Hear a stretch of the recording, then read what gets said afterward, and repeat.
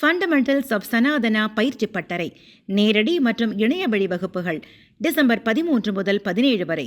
தொடர்புக்கு 7338824242. வேளாண் பயிர்களின் குறைந்தபட்ச ஆதரவு விலைக்கு சட்டப்பூர்வ உத்தரவாதம் அளிக்க கோரி விவசாயிகள் நடத்திய டெல்லி சாலோ போராட்டத்தை டெல்லி அருகே ஷம்பு எல்லையில் போலீசார் தடுத்து நிறுத்தினர். சம்யுக்தா கிசான் மோர்ச்சா, கிசான் மஸ்தூர் மோர்ச்சா ஆகிய சங்கங்களைச் சேர்ந்த விவசாயிகள் டெல்லி சாலோ போராட்டத்தை பஞ்சாப், ஹரியானா எல்லையில் உள்ள ஷம்பு என்ற இடத்தில் இருந்து தொடங்கினர். நாடாளுமன்றத்தை நோக்கி இந்த பேரணி செல்லும் என விவசாயிகள் அறிவித்திருந்தனர்.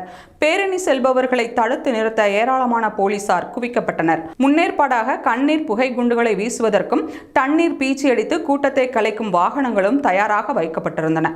அம்பாலா மாவட்டத்தில் 5 பேருக்கு மேல் கூட்டம் கூடுவதற்கும் தடை விதிக்கப்பட்டு விவசாயிகள் டெல்லி நோக்கி பேரணியாக செல்ல அனுமதி இல்லை என போலீசார் தெரிவித்திருந்தனர்.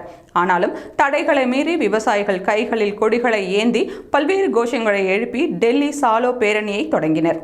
தேசிய நெடுஞ்சாலையில் வந்து கொண்டிருந்த விவசாயிகள் போலீசார் அமைத்திருந்த இரும்பு வேலியை அகற்றி கான்கிரீட் தடுப்பு அருகே வந்தபோது அவர்கள் மீது கண்ணீர் புகை குண்டுகளை போலீசார் வீசினர்.